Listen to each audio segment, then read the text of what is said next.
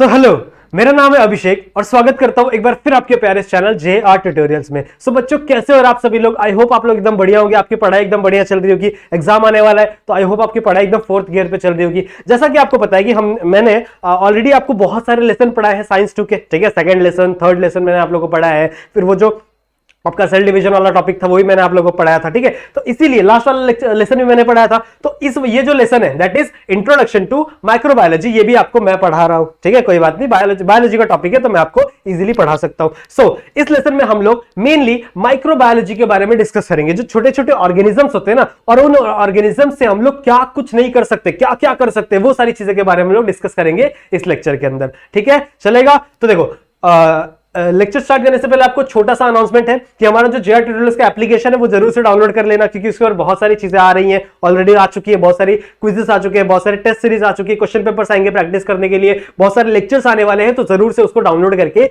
रख लेना, बहुत इंपॉर्टेंट है, ठीक है। और साथ ही साथ अगर आप मुझसे कनेक्ट होना चाहते हो, अगर आप मुझसे कोई बातें करना चाहते हो, अगर आप मुझे अप्रिशिएट करना चाहते हो मेरे लिए, या फिर कोई आपके डाउट भी है, तो डायरेक्टली आप आके मेरे इंस्टाग्राम आईडी पे मुझे मैसेज कर सकते हो, डायरेक्टली आप मुझे वहां पे बता सकते हो। क्लियर है? समझ में आ गया? ठीक है। तो आज लेक्चर नंबर 1 में हम लोग बेसिक इंट्रोडक्शन लेंगे। किसका? माइक्रोबायोलॉजी का। जैसे लेसन का नाम ही क्या है, इंट्रोडक्शन ऑफ माइक्रोबायोलॉजी। माइक्रोबायोलॉजी मतलब क्या? माइक्रो मतलब जो माइक्रो ऑर्गेनिजम्स होते हैं, ठीक है। जो माइक्रो ऑर्गेनिजम्स होते हैं उनके ऊपर, ठीक है, उनके ऊपर उनका क्या यूजेस है, कौन कौन से यूजेस हम लोग उन्हें यूज कर सकते हैं, वो सारी चीजें हम लोग इस लेसन में डिस्कस करने वाले हैं, ठीक है। आ जाओ डिस्कस करते हैं। सबसे पहले हम लोग को पता करना है कि अप्लाइड माइक्रोबायोलॉजी होती क्या है। आपके बुक में सबसे पहले दिया हुआ है ना डेफिनेशन कि अप्लाइड माइक्रोबायोलॉजी होती क्या है। देखो, अप्लाइड माइक्रोबायोलॉजी यही है कि जितने भी माइक्रोब ऑर्गेनिज्म मिल रहे हैं उनसे कौन सा एंजाइम हमको मिलेगा जिससे हम लोग कौन से बेनिफिशियल काम कर सकते हैं। समझ में आ रहा है क्या बोला मैंने? कि जितने भी माइक्रोब्स मिल रहे हैं उससे कोई उनके अंदर कोई एंजाइम बनता होगा, सही है। उस एंजाइम का हम लोग कैसे यूज करके अपने प्रोडक्ट्स को बेटर कर सकते हैं, अपनी क्वांटिटी, अपने प्रोडक्शन को अच्छा बना सकते हैं। इसी को हम लोग बोलते हैं दैट इज अप्लाइड माइक्रोबायोलॉजी। तो क्या दिया हुआ एक बार पढ़ लो, that is branch of a biology, ठीक है। अप्लाइड माइक्रोबायोलॉजी क्या है? It is a branch of a biology that deals with, ठीक है। ये क्या है? बायोलॉजी की ब्रांच है जो क्या डील्स करती है? Enzyme related to some prokaryotes, some eukaryotes and microbes, protein, applied genetics and etcetera. बहुत बड़ी सारी चीजें किसके किसके अंदर? दैट इज सम प्रोकैरियोट्स और यूकैरियोट्स के अंदर के जो एंजाइम्स हम लोग को मिल रहे हैं उसके बारे में डील करती है, दैट इज अप्लाइड माइक्रोबायोलॉजी। अब प्रोकैरियोट क्या होता है? आप लोग ने बचपन में बहुत बार सुना होगा प्रोकैरियोट्स मतलब क्या होते हैं, यूकैरियोट्स मतलब क्या होते हैं। इनका वर्ड का मतलब समझ लो, बहुत ज्यादा जरूरी है। देखो, प्रोकैरियोटिक सेल, ठीक है, यूकैरियोटिक सेल और प्रोकैरियोटिक सेल, दो टाइप के सेल्स होते हैं। आप लोग को पता है कि सेल्स के अंदर बड़े सारे सेल ऑर्गेनेलीज प्रेजेंट होंगे, सही है। सेल ऑर्गेनेलीज मतलब क्या? जैसे न्यूक्लियस प्रेजेंट होगा, उसके अंदर गोल्जी एपरेटस प्रेजेंट होगा, माइटोकॉन्ड्रिया प्रेजेंट होगा, क्लोरोप्लास्ट प्रेजेंट होगा, rough endoplasmic reticulum, smooth endoplasmic reticulum, ऐसे बहुत सारे टाइप के जो सेल ऑर्गेनेलीज है वो हमारे सेल के अंदर प्रेजेंट होते हैं। तो अगर जितने भी सेल ऑर्गेनेलीज है, ठीक है, वो आपके सेल के अंदर प्रेजेंट है, तो ऐसे सेल को मैं क्या कहूंगा? That is eukaryotic cell. ये कॉम्प्लेक्स सेल है, आज के टाइम का बना हुआ सेल है, दैट इज यूकैरियोटिक सेल। लेकिन ऐसे ऑर्गेनिजम्स, ठीक है, ऐसे ऑर्गेनिज्म जिनके पास ऐसे सेल्स है जिसके अंदर कोई भी सेल ऑर्गेनेलीज प्रेजेंट नहीं है, और सेल ऑर्गेनेलीज की तो बात छोड़ो, उनके अंदर न्यूक्लियर मेम्ब्रेन भी प्रेजेंट नहीं है, मतलब उनका जो जेनेटिक मटेरियल है ना वो ऐसे ऐसे इसी न्यूक्लियर सेल के अंदर पड़ा हुआ है, ऐसे सेल्स को मैं क्या कहूंगा? Prokaryotic cells. तो बैक्टीरिया होते हैं बहुत छोटे छोटे, वो प्रोकैरियोटिक भी हो सकते हैं और यूकैरियोटिक भी हो सकती है, सही है। यूकैरियोटिक भी हो सकते हैं, प्रोकैरियोटिक भी हो सकते हैं। सो ऐसे ऑर्गेनिजम्स के अंदर जो एंजाइम्स मिल रहे हैं, ठीक है, उसके रिलेटेड स्टडी को हम लोग क्या बोलते हैं? That is applied microbiology. Clear है? नेक्स्ट है दैट इज इंडस्ट्रियल, ठीक है। क्या है नेक्स्ट? है इंडस्ट्रियल माइक्रोबायोलॉजी। इंडस्ट्रियल माइक्रोबायोलॉजी मतलब क्या है? कि ऐसे माइक्रो ऑर्गेनिजम्स जिनको हम लोग इंडस्ट्री में यूज करके, ठीक है, जिसको हम लोग क्या करेंगे? इंडस्ट्री में यूज करेंगे, उस एंजाइम्स को हम लोग इंडस्ट्री में यूज करेंगे इन द हम लोग क्या, किसकी जगह पे हम लोग यूज करेंगे? केमिकल फर्टिलाइजर्स की, ठीक है, उनके जगह पे हम लोग क्या यूज कर सकते हैं? ऑर्गेनिजम्स को यूज करेंगे जिससे हमारा प्रोडक्शन बढ़ जाए भैया, और हमारी प्रोडक्शन की क्वालिटी और क्वांटिटी दोनों इंक्रीज हो जाए, सही है। तो मैंने यहां पे लिखा हुआ है दैट इज यूजेस। कौन कौन से यूजेस है? सबसे पहला क्या है? We have to increase the production quality and quantity, ठीक है। हमारे प्रोडक्शन का क्वालिटी भी बढ़ जाए ताकि जो लोग उस प्रोडक्ट को खाएं या फिर कंज्यूम करें या फिर जो भी वो लोग कर रहे हैं जैसा प्रोडक्ट है, उनको अच्छी क्वालिटी का प्रोडक्ट मिले, साथ ही साथ उनकी क्वांटिटी भी बढ़ जाए, ठीक है। ज्यादा मैं प्रोड्यूस कर सकूं तो जितना ज्यादा प्रोड्यूस करूंगा उतना ज्यादा मैं क्या कर सकता हूं? बेच पाऊंगा, और जितना ज्यादा बेचूंगा उतना ज्यादा पैसा मेरे पास आएगा, उतनी बड़ी कंपनी बनेगी ना, सही बात है। सही है। तो इसके यूजेस क्या है? That to increase the production quantity and quality. Next क्या है? That garbage management and population control, ठीक है। नेक्स्ट क्या है, दैट इज गार्बेज मैनेजमेंट, हम कैसे गार्बेज को मैनेज कर सकते हैं, ठीक है, गार्बेज को मैंने कैसे मैनेज करते हैं। एंड पॉल्यूशन कंट्रोल, ये पॉल्यूशन होना चाहिए, ठीक है, यहाँ पे पॉल्यूशन होना चाहिए, लेकिन ना कोई दिक्कत की बात है, आपके बुक में सब दिया हुआ है। सो गार्बेज मैनेजमेंट, कैसे हम इतने सारे जो कूड़ा कचरा फैल रहा है, देखो इंसान बढ़ते जा रहे हैं, जितना इंसान बढ़ रहा है उसी के साथ उसका कचरा भी तो उतना ही बढ़ रहा है। आपके घर से भी कुछ ना कुछ रोज का कचरा निकलता होगा, वैसे हर जगह से कुछ ना कुछ क्या निकल रहे हैं, गार्बेजेस निकल रहे हैं। उस गार्बेज को मैनेज करना बहुत ज्यादा जरूरी है। तो कुछ ऐसे माइक्रो ऑर्गेनिजम्स है जो उसको क्या कर सकते हैं, डिग्रेड कर सकते हैं, सही है, उसको क्या कर सकते हैं वो लोग, डिग्रेड कर सकते हैं। ऐसे बहुत सारे माइक्रो ऑर्गेनिजम्स यहाँ पे अवेलेबल है। क्लियर है इतनी बातें, ठीक है। चलो आ जाओ नेक्स्ट बात करते हैं, दैट इज अब हम लोग कुछ जगह चीजें बात करेंगे कि हम डेयरी प्रोडक्ट्स के बारे में चीजें कुछ डिस्कस करने वाले हैं कि ये सारी चीजें कैसे बनती हैं, ठीक है, इनके अंदर कैसे कैसे माइक्रोबायोलॉजी का यूज करते हैं, वो सारी चीजें हम लोग थोड़ा थोड़ा डिस्कस करेंगे, थोड़ी थोड़ी जानकारी लेंगे उनके बारे में, ठीक है। तो अगर मैं डेयरी प्रोडक्ट की बात करूं तो डेयरी प्रोडक्ट मतलब क्या, वो सारे प्रोडक्ट्स डेयरी प्रोडक्ट के अंदर आएंगे जो कि मिल्क से रिलेटेड हो। हम ट्रेडिशनली अगर मैं बात करूं इंडिया में या पूरे वर्ल्ड में मिल्क बहुत ही ज्यादा नंबर में यूज किया जाता है, चाहे आप छोटे बच्चे हो चाहे बड़े हो, सब लोग क्या कर सकते हैं, मिल्क और मिल्क प्रोडक्ट क्या करते हैं, कंज्यूम करते हैं। मिल्क प्रोडक्ट कौन कौन से हो सकते हैं, जैसे योगर्ट्स हो सकते हैं, बहुत सारे चीज हो सकते हैं, कर्ड्स हो सकते हैं, ये सारी चीजें हम लोग कंज्यूम करते हैं। तो उसके बारे में हम लोग थोड़ा थोड़ा डिस्कस करेंगे कि ये सारी चीजें इंडस्ट्रियल लेवल पे कैसे बनती है, ठीक है। मिल्क, अगर मैं योगर्ट की बात करूं तो योगर्ट इंडस्ट्रियल लेवल पे कैसे बनता है, घर में कैसे बनता है कि हमारी जो मम्मी होती है वो थोड़ा सा क्या करती है, दूध को गर्म कर दिया और जो पहला जो दही रखा रहता है उसको उसके अंदर डाल देती है रात भर के लिए, फिर सुबह उठो तो आपको पूरा का पूरा उसमें दही मिल जाता है, सही है। लेकिन इंडस्ट्रियल लेवल पे ये सारी चीजें कैसे टेक प्लेस होती है, वो चीजें हम लोग को देखनी है, ठीक है। समझ में आ रही बात। तो अगर मैं बात करूं योगर्ट की, ठीक है, योगर्ट की बात करूं तो योगर्ट के अंदर भी सिमिलर सा प्रोसेस है, लेकिन इसके अंदर कुछ एडिशनल माइक्रोब्स हम लोग यूज करने वाले, जो मैंने आप यहां पे ऑलरेडी लिखा हुआ है। कौन कौन से हैं, दैट इज स्ट्रेप्टोकोकस थर्मोफिलस, ठीक है, कौन कौन से, दैट इज स्ट्रेप्टोकोकस थर्मोफिलस और लैक्टोबैसिलाई डेल्ब्रूकी, ठीक है, क्या नाम है इसका, लैक्टोबैसिलाई डेल्ब्रूकी। ये कुछ ऑर्गेनिजम्स हम लोग, कुछ माइक्रो ऑर्गेनिज्म हम लोग क्या कर रहे हैं, यूज कर रहे हैं किसके अंदर, इस मिल्क प्रोडक्ट के अंदर। मिल्क को सबसे पहले क्या करेंगे, पास्चराइज करेंगे। पास्चराइज मतलब क्या, उसको लो टेम्परेचर पे थोड़े ज्यादा टाइम तक हीट करना, ठीक है। अगर आप मिल्क को कम टेम्परेचर पे थोड़े ज्यादा टाइम तक हीट कर रहे हो तो इसको हम लोग क्या बोलते हैं, दैट इज पास्चराइजेशन। तो पहले आप क्या करो, मिल्क को लो, ठीक है, मिल्क को लो, उसको क्या करो, थोड़े पास्चराइज करो, और पास्चराइज करने के बाद आप क्या करो, इन माइक्रोब्स को एंटर कर दो। अब जैसे ये माइक्रोब्स आपके मिल्क के अंदर जाएंगे, आपके मिल्क के अंदर क्या प्रेजेंट होता है, दैट इज लैक्टोज, ठीक है, आपके मिल्क के अंदर क्या प्रेजेंट होता है, लैक्टोज। ये बैक्टीरिया क्या करेंगे, इस लैक्टोज को लैक्टिक एसिड में कन्वर्ट कर देंगे, इसमें लैक्टिक एसिड। क्लियर है, ठीक है। इस लैक्टोज को किसमें कन्वर्ट कर दिया इन्होंने, लैक्टिक एसिड। एसिड है, एसिड का टेस्ट कैसा होता है, सोर, इसीलिए जो आपकी योगर्ट होती है वो थोड़ी सी खट्टी लगती है। क्लियर है, ठीक है। साथ ही साथ इसके अंदर, ठीक है, जो लैक्टोबैसिलाई है वो एसिडल्डिहाइड फॉर्म कर रहा है, जिसकी वजह जो क्या देता है, आपके योगर्ट को टेस्ट दे रहा है। क्लियर है, समझ में आ गया। सो नॉर्मल सा प्रोसेस है कैसे योगर्ट फॉर्म होता है इंडस्ट्रीज के अंदर। इतनी बातें क्लियर है। आ जाओ नेक्स्ट देखते हैं। नेक्स्ट क्या है, दैट इज बटर का प्रोडक्शन। अब बटर का प्रोडक्शन बहुत ही छोटा सा दिया हुआ है, ज्यादा कुछ पढ़ने की बात नहीं है। बटर क्या होता है, आप लोग ने ऑलरेडी खाया होगा अपने घर पे, ठीक है, बटर डाल के बड़ी सारी चीजें खाते हैं ना, वैसे हेल्थ के लिए ज्यादा अच्छा नहीं होता, ज्यादा मत खाया करो। तो दो टाइप के बटर होते हैं, दैट इज एक होते हैं स्वीट क्रीम, ठीक है, स्वीट क्रीम बटर, और एक होता है दैट इज कल्चर्ड बटर। जितने भी होते हैं ना वो सारे के सारे माइक्रोब यूज करके बनाए हैं, ठीक है, जितने भी कल्चर्ड है वो सारे के सारे किससे बनाए हैं, माइक्रोब यूज करके बनाए। ये सारी चीजें इतना क्लियर है, इतना ज्यादा डीप में दिया नहीं हुआ है, ठीक है। बहुत सारे इसमें माइक्रोब्स यूज किए जाते हैं, लेकिन कौन से माइक्रोब यूज किए जाते हैं इसकी इंफॉर्मेशन नहीं दी हुई हमारी बुक में, तो हमें पढ़ने की भी ज्यादा जरूरत नहीं है। क्लियर है इतना, ठीक है। आ जाओ अपने नेक्स्ट टॉपिक के ऊपर जंप करते हैं, दैट इज चीज प्रोडक्शन, ठीक है। अब चीज को कैसे बनाया जाता है, देखो बहुत ही ज्यादा सिमिलर है ये योगर्ट प्रोडक्शन से, लेकिन इसके अंदर और भी आगे थोड़े थोड़े स्टेप्स इंक्लूडेड है। जैसे इसके अंदर थोड़ा सा बैक्टीरिया चेंज है। कौन सा बैक्टीरिया इसके अंदर यूज किया जाता है, दैट इज लैक्टोबैसिलाई लैक्टिस। कौन सा बैक्टीरिया है, लैक्टोबैसिलाई लैक्टिस। देखो बैक्टीरिया का ही खेल है पूरे लेसन में। इस पूरे लेसन में आप लोगों को जनरली किसको याद रखना है, बैक्टीरिया के नाम को याद रखना है। अगर आपको बैक्टीरिया का नाम याद हो गया तो पूरा का पूरा लेसन आपकी मुट्ठी में है। क्लियर है। तो चीज प्रोडक्शन के लिए कौन सा बैक्टीरिया यूज हो रहा है, दैट इज लैक्टोबैसिलस लैक्टाई, ठीक है, फिर लैक्टोबैसिलस क्रीमोरिस और स्ट्रेप्टोकोकस थर्मोफिलस, ठीक है। ये तीन बैक्टीरिया क्या हो रहे हैं, यूज हो रहे हैं किसके अंदर, चीज प्रोडक्शन के अंदर। तो देखो मैं आपको जनरली बता दूं चीज प्रोडक्शन में करते क्या है, मिल्क है, ठीक है, मिल्क के अंदर क्या डाला, ये सारी चीजें उन्होंने इंसर्ट कर दी। उसके बाद क्या बन जाएगा, एक बहुत ही डेंस मिल्क बन जाएगा, मतलब एक गाढ़ा योगर्ट सा फॉर्म हो जाएगा। फिर वो क्या करेंगे, उस जो डेंस वाली चीजें हैं, ठीक है, थाई वाली चीजें, उसको क्या करेंगे, वहां से रिमूव करेंगे, ठीक है, उसको एकदम सॉलिडिफाई करेंगे। फिर उसके बाद बहुत सारी चीजें वो लोग ऐड करते हैं, जैसे उसके अंदर सॉल्ट ऐड करते हैं,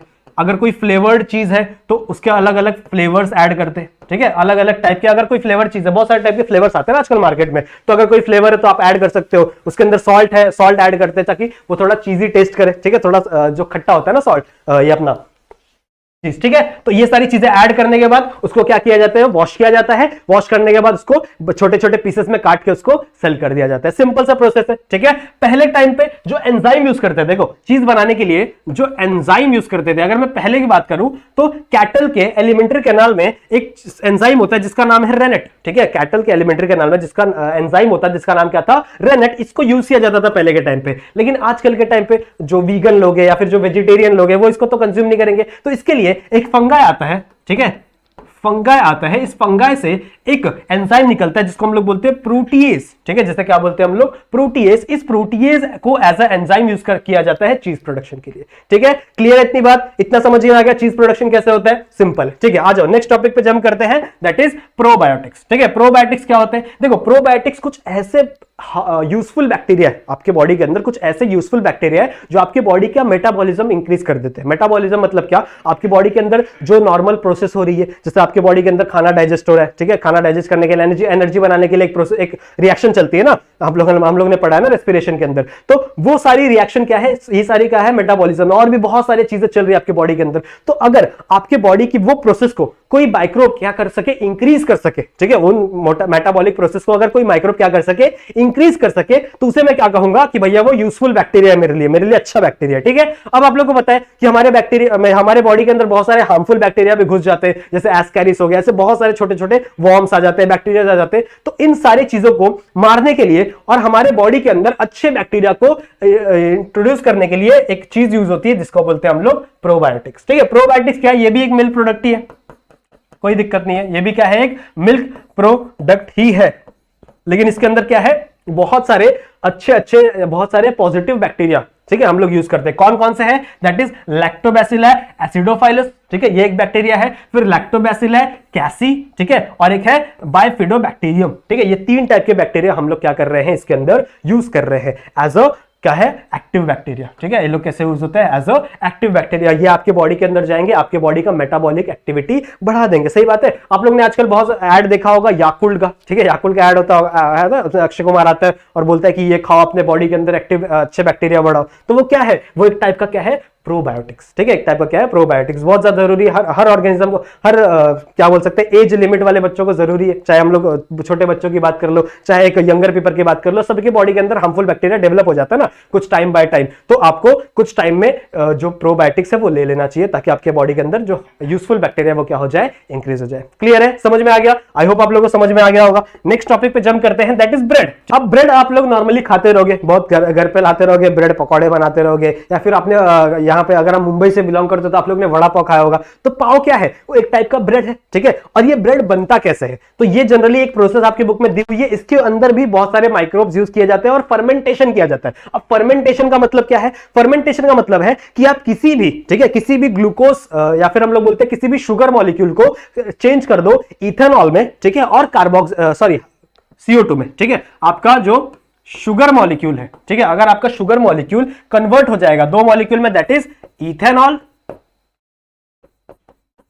इथेनॉल और CO2, ठीक है। इसको हम लोग, इस प्रोसेस को हम लोग क्या बोलते हैं, दैट इज फर्मेंटेशन। फर्मेंटेशन समझ में आ गया कि शुगर का कन्वर्जन करना है हम लोग को इथेनॉल में और CO2 में। क्लियर है, इसको ये फर्मेंटेशन करने के लिए हम लोग को माइक्रोब्स की जरूरत पड़ती है क्योंकि फर्मेंट अपने आप होता नहीं है, ठीक है। तो इसको करने के लिए क्या क्या चाहिए, देखो यहाँ पे कैसे बनाते हैं वो मैंने आप लोग को बताया। सबसे पहले क्या लेंगे हम लोग, फ्लोर, ठीक है, फ्लोर मतलब क्या, आटा लेंगे, उसके अंदर एक बैक्टीरिया मिलाएंगे, दैट इज सैक्रोमाइसिस सर्वेसी, ठीक है। सैक्रोमाइसिस सर्वेसी एक बैक्टीरिया है, उसको ऐड करेंगे, फिर उसके अंदर हम लोग वाटर डालेंगे और सॉल्ट ऐड कर देंगे, ठीक है। ये सारी चीजें ऐड करने के बाद हम लोग क्या करेंगे, उसका डो बनाएंगे, ठीक है। डो मतलब समझते हो, डो मतलब वो आटे की गूंदी होती है ना, वो बनाएंगे हम लोग। तो इस प्रोसेस में होता क्या है, इस प्रोसेस में होता है दैट इज फर्मेंटेशन, ठीक है। इस प्रोसेस में होता क्या है, फर्मेंटेशन। मैंने अभी आप लोगों को बताया फर्मेंटेशन का मतलब क्या है, दैट इज शुगर कन्वर्ट होगा किसमें, CO2 में और इथेनॉल में, ठीक है। शुगर कन्वर्ट होगा किसमें, CO2 में और इथेनॉल में। क्लियर है, ठीक है। इससे होने के बाद क्या बन जाएगा, डो, ठीक है, क्या बन जाएगा, डो। अब देखो इसके अंदर CO2 है,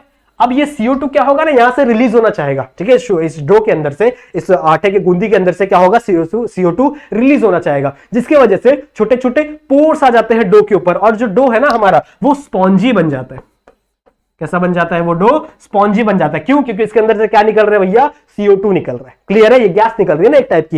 ये गैस फॉर्म कैसे हो रही है, फर्मेंटेशन की। तो समझ में आया ब्रेड कैसे बनता है। ब्रेड कैसे बना, हम लोग ने फ्लोर लिया, ठीक है, फ्लोर में बैक्टीरिया डाला, that is Saccharomyces cerevisiae. Saccharomyces cerevisiae ने क्या किया, फर्मेंटेशन कर दिया, ठीक है, क्या कर दिया, फर्मेंटेशन कर दिया। किसका, फ्लोर के अंदर जितने भी कार्बोहाइड्रेट का मॉलिक्यूल प्रेजेंट है उसका फर्मेंटेशन कर दिया। तो किसमें कन्वर्ट हो गया, एक इथेनॉल में और एक CO2 में। सही है। और यहां पे क्या बन गया, हमारा डो बन गया। डो स्पॉन्जी है। क्यों स्पॉन्जी है भैया, क्योंकि इसके अंदर क्या निकल रहा है, इस यहां से क्या निकल रहा है, CO2 निकल रहा है, ठीक है। It become spongy because of CO2। यहां पे लिखा भी हुआ है मैंने ऑलरेडी, दैट इट बिकम, क्या है, इट बिकम स्पॉन्जी, ठीक है, स्पॉन्जी हो जाता है, सॉफ्ट सॉफ्ट होता है ना ब्रेड आप लोगों ने देखा होगा, बिकॉज ऑफ द CO2 यानी कार्बन डाइऑक्साइड। क्लियर है, इतना समझ में आ गया, ब्रेड समझ में आ गया। एक छोटा सा और है, that is vinegar production. Vinegar कैसे बनता है, विनेगर आप लोगों ने देखा होगा, अगर आप कोई फास्ट फूड खाते रहोगे, ठीक है, चाइनीज जैसे फूड्स खाते रहोगे, वैसे खाना नहीं चाहिए, बहुत हेल्थ के लिए अच्छा नहीं होता, मंथ में एक बार चलेगा, लेकिन रोज बिल्कुल मत खाना, ठीक है। तो ऐसे फूड्स में जो खट्टा खट्टा टेस्ट आता है ना, वो किसकी वजह से आता है,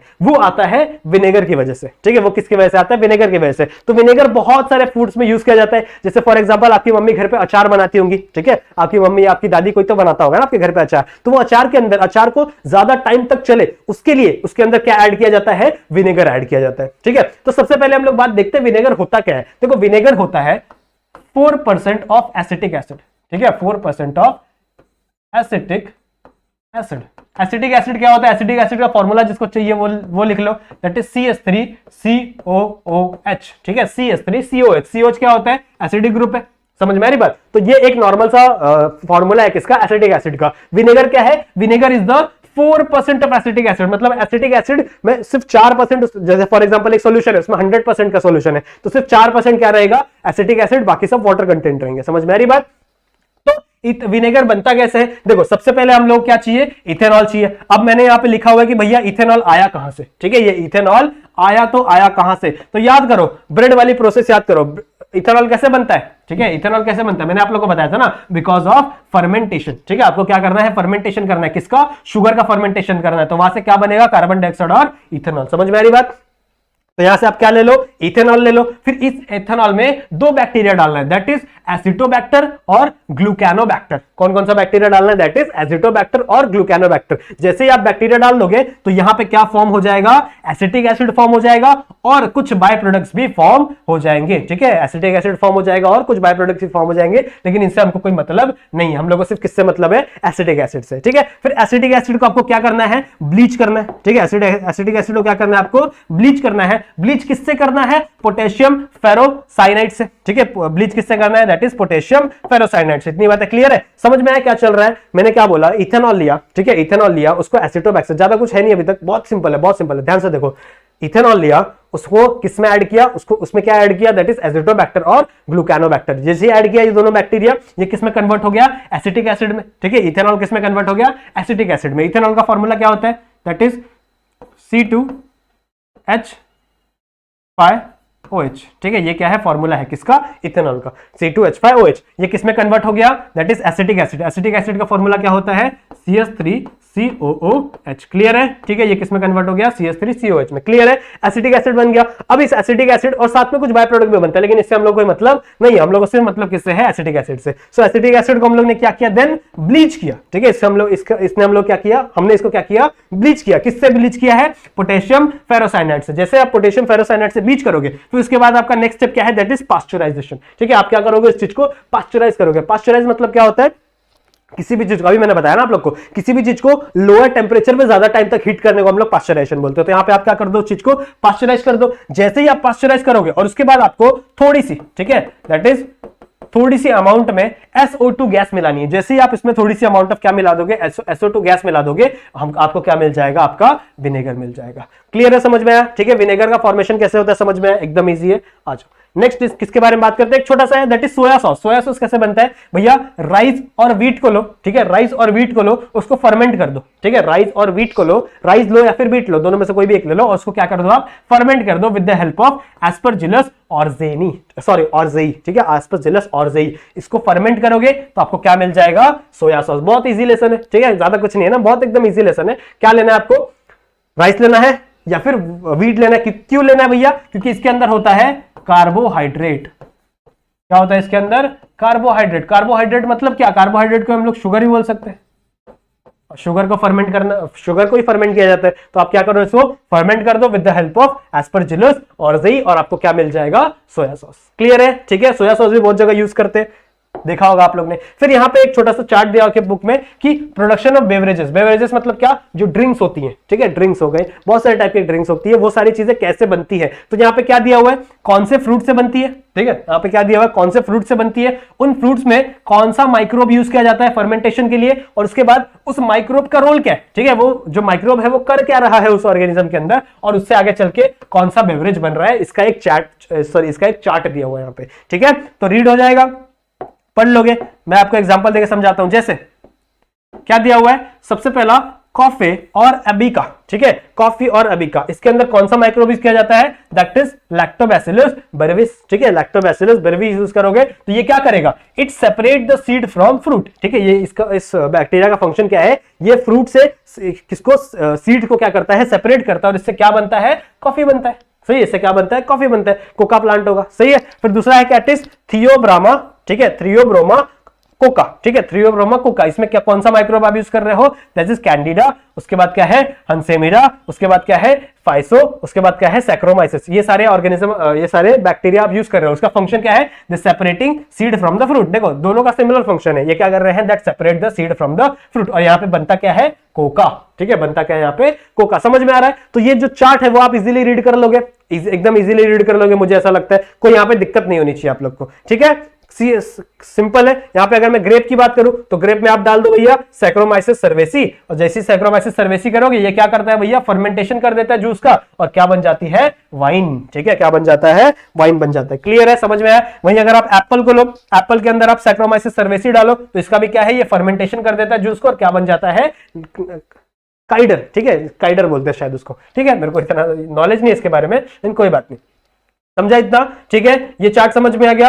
आ जाओ नेक्स्ट टॉपिक पे जंप करते हैं। नेक्स्ट क्या है, दैट इज माइक्रोबियल एंजाइम्स, ठीक है। माइक्रोबियल एंजाइम्स क्या होते हैं, देखो माइक्रोबियल एंजाइम्स वो एंजाइम्स होते हैं जो आप इंडस्ट्री में यूज करोगे केमिकल फर्टिलाइजर या फिर केमिकल बोल सकते हैं केमिकल चीजों के कंपोनेंट के अलावा। जैसे फॉर एग्जांपल आप कोई हम लोग बोलते हैं ना कैटलिस्ट बोलते हैं। कैटलिस्ट क्या होता है, आप लोग ने पढ़ा होगा अपने केमिस्ट्री वाले बुक इसमें टॉपिक में। कैटलिस्ट क्या होता है कि जो भी केमिकल रिएक्शन को स्पीड अप कर दे, ठीक है, जो क्या कर दे, केमिकल रिएक्शन को स्पीड अप कर दे। अब कैटलिस्ट क्या होते हैं, कैटलिस्ट क्या होते हैं, केमिकल्स होते हैं, ठीक है। और अगर आप केमिकल्स यूज करोगे तो बहुत सारे उसके ड्रॉबैक्स होते हैं, क्योंकि वो एक तो पहली बात इको फ्रेंडली नहीं होता, ठीक है, बहुत ज्यादा पॉल्यूशन कॉज होता है उसकी वजह से। जो आपके वेसल्स होते हैं उसके उसमें क्या हो सकता है, रस्टिंग लग सकती है उसकी वजह से। तो ये सारी चीजें अगर हम लोग नहीं यूज करें, हम केमिकल्स की जगह अगर एंजाइम यूज करें, वो भी कौन से एंजाइम्स, माइक्रोब से आने वाले एंजाइम्स। कौन से एंजाइम्स, माइक्रोब से आने वाले एंजाइम्स, तो उन्हें हम लोग क्या कहेंगे, that is microbial enzymes. Clear है, ठीक है, समझ में आ गया। सो एल है, देखो इससे क्या क्या होगा, क्या क्या यूजेस है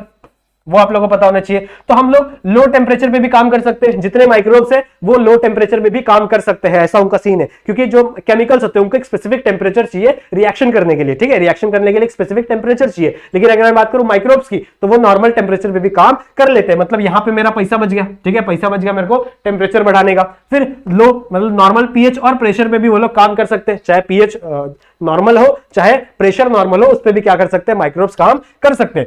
फिर they are erosion proof instrument, ठीक है, हम लोग को जो इंस्ट्रूमेंट यूज करना है वो क्या होंगे, इरोजन प्रूफ, मतलब कभी उनमें जंग नहीं लगेगी। सही बात है ना, कि केमिकल यूज करो तो उसमें जंग लग सकती है, लेकिन इनमें जल्दी जंग लगने का चांसेस नहीं है। और नेक्स्ट क्या है, they have eco friendly reactions, ठीक है, इनके अंदर जितने भी रिएक्शंस हो रही है, क्या हो रही है, फर्मेंटेशन कर रहे हैं और क्या क्या कर रहे हैं, तो ये जितने भी रिएक्शंस है सब क्या होते हैं, इको फ्रेंडली, मतलब इससे नेचर को ज्यादा नुकसान नहीं होता। सही है। कुछ एग्जांपल्स दिए हुए हैं, कौन कौन से एग्जांपल है, जैसे चीज अभी देखा हम लोग ने, ठीक है, प्लांट एक्सट्रैक्ट, ठीक है, प्लांट से कोई भी चीज बनाने वाली कंपनी को, फिर बोलते हैं टेक्सटाइल, फिर लेदर कंपनी, ठीक है, फिर पेपर कंपनी, ऐसे बहुत सारे टाइप के एग्जांपल है जो क्या यूज करती है, माइक्रोबियल एंजाइम को यूज की करते हैं। ठीक है, समझ में आया, इतनी बातें क्लियर है। आ जाओ नेक्स्ट टॉपिक पे।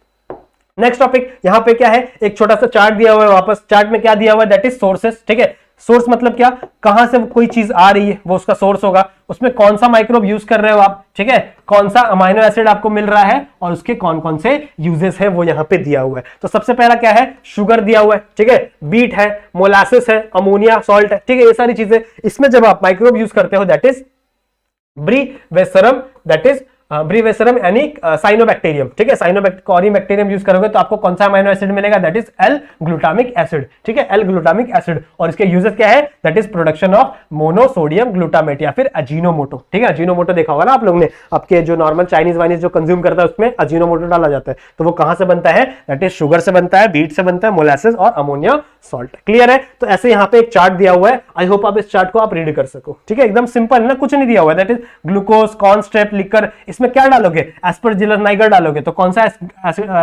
अमाइनो एसिड मिलेगा, दैट इज ग्लूकोनिक एसिड मिलेगा। और इसके यूजेस क्या है, that is production of mineral use of supplement for the calcium and iron, ठीक है, जिन लोगों को कैल्शियम की और आयरन की कमी हो जाती है उसकी गोली बनाने के लिए इसको यूज किया जाता है।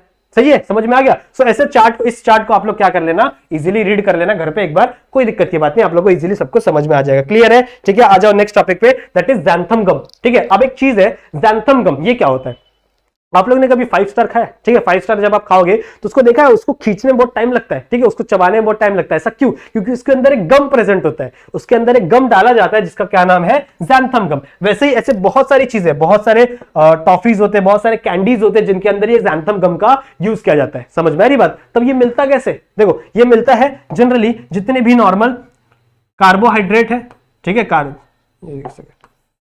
जो कार्बोहाइड्रेट्स होते हैं, कार्बोहाइड्रेट्स होते हैं, इनका अब फर्मेंटेशन कर दो with some bacteria that is xanthan species,